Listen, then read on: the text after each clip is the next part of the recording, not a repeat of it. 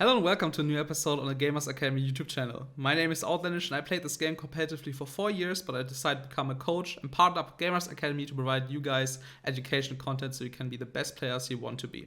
If you want to book some individual coaching sessions with either me or one of my colleagues, you can visit us on gamers-academy.com. You can find the homepage in the description below. Today I will explain you what a lane freeze is, how can you use it, how you can apply it on your own gameplay, and what benefits and risks do you gain from that. All that in an upcoming video. As I already said in the intro, I would like to introduce you to the concept of freezing, something really important that popped out in the recent years in a competitive environment, and especially like famous people like LS made this concept really famous, and people started to apply that on their own gameplay, not only competitively, but even in solo queue. And nowadays, just everybody in a higher level knows what a lane freeze is and applies that to get advantages. Today I would just like to showcase you that based on gameplay and define what freezing means, what the risks and advantages are, and how to apply that to your gameplay mechanically. We will discuss about that in the next episode or next week, because I feel like it's important to understand the concept first and then be able to apply that because it's way more complex compared to a slow push, hard push, keep the wave state even, or doing a cheetah recall, which we discussed last time. So we are progressing and going to more advanced concepts. So today we will just talk about what is a freeze, and this is what we start with. A freeze is basically just the ability as a top laner, or in general, just as a laner. It doesn't matter if it's mid lane, bot lane, or top lane, but in this case, we'll talk about top lane.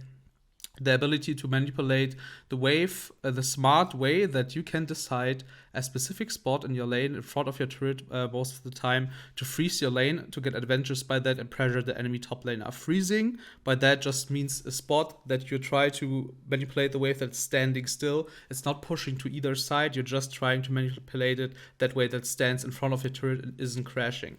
And why would you do that?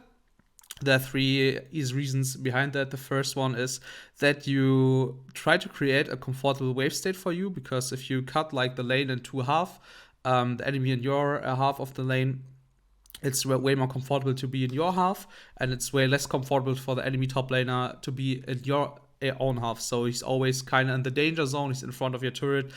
He's pressured. He can get ganked by people. He can get killed, and it's a really uncomfortable spot for the enemy top laner, and it's really comfortable for yourself because you're feeling safe. You're under your turret, and it's way easier for yourself to deal with the wave compared to the enemy.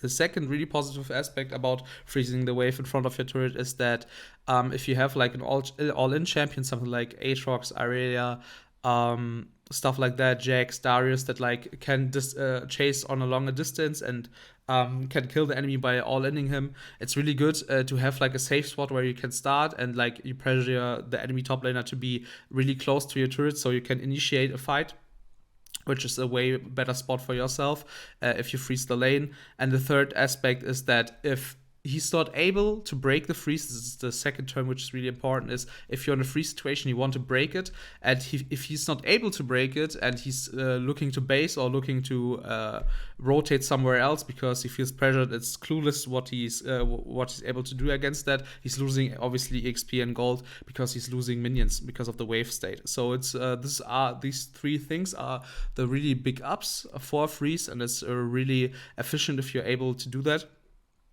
And the negatives about it, there are like a lot of risks as well, but just to break it down to three. The first is that you're kind of relying on your teammates with a freeze, because especially in solo queue, people are like sometimes clueless what to do about it, and people just start to roam because they cannot break the freeze, so they're just roaming and generating random kills around the map. So your teammates obviously need to acknowledge that you're freezing the lane, and they need to acknowledge that you're generating leads by yourself if no one is dying, if no one is doing a mistake. So it can happen that the enemy top laner, in this case, for example, would roam because he's not breaking the freeze and he's generating kills, even though it shouldn't happen. So especially like in competitive, freezing is way more efficient if you're approaching it in the correct way. The second negative about it is that your jungler needs to acknowledge it, obviously, that you're freezing the lane, because the big up of a freeze is that like the enemy top laner is permanently in the danger zone in front of your turret, so you want your jungler to punish that. You want your jungler to punish the position of the enemy top laner so you can abuse that. You can generate even more lane leads. So this is really important that the jungler is around you. and can assist you by punishing him. Another negative is, which is a negative and positive at the same time, is that especially like in higher elo, that people need their jungler to break the freeze. That means that you're soaking up a lot of pressure on the map. So if the enemy jungler is smart and he acknowledges that you're freezing the lane, he will most likely come to your lane and look to break it and help his top laner. So at one spot, it's really good because you're soaking up a lot of pressure and your team can do whatever plays on the other side of the map. The negative about it is that you're probably playing 1v2 at some point and they could look to dive you. So you need to be careful about that. But just as a disclaimer in general, freezing is not something super easy to do. It's not something that you can do every game and every matchup. If you want to talk about it in depth, you can book an individual coaching session and we talk about matchups. This is just like a basic concept of, to break it down, you want to have the minion wave in front of your turret. You want to be able to pressure the enemy top lane in a way that he's permanently in the danger zone in front of your turret and your health. So this is a gameplay from Challenger Replays. It's a YouTube channel. I will link you in the description.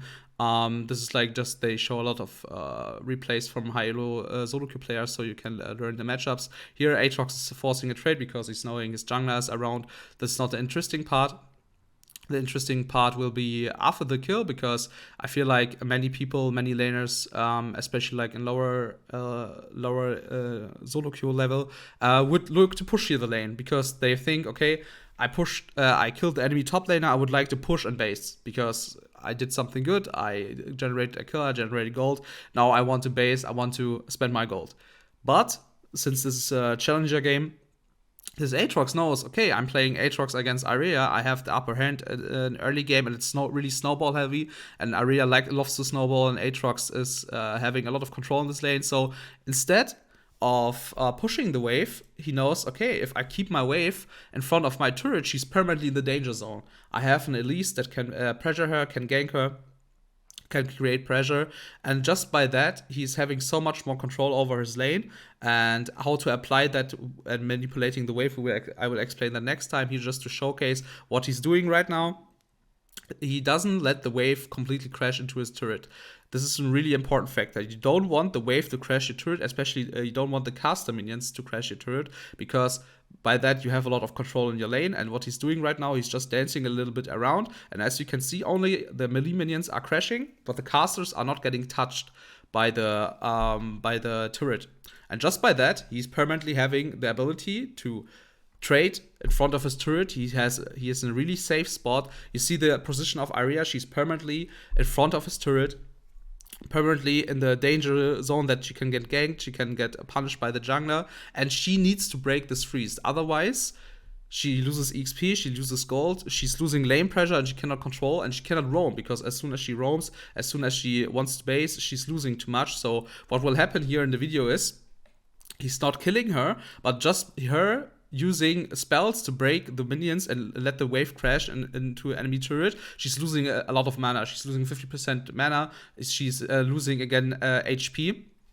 And just by that, because this short sequence where you freeze the lane, he gained already an advantage because he can base and TP. He generated a kill by that, and he can just repeat this wave state over and over again because he has the matchup and he has the control over the lane. But yeah, this is just like the really basic breakdown of what a freeze is. And we will, in the next video, we will talk about how you apply that mechanically and like how you do it like in an advanced way and like what you can do against more resistance. But here, just to break it down, you have a wave state in front of your turret. You're forcing the enemy top laner to be in your half of the lane. You're forcing the enemy laner to overstay because he cannot base. He can't roam because he's losing too much. And you have, in a better matchup, so much more all-in pressure because you're having a favorable lane state.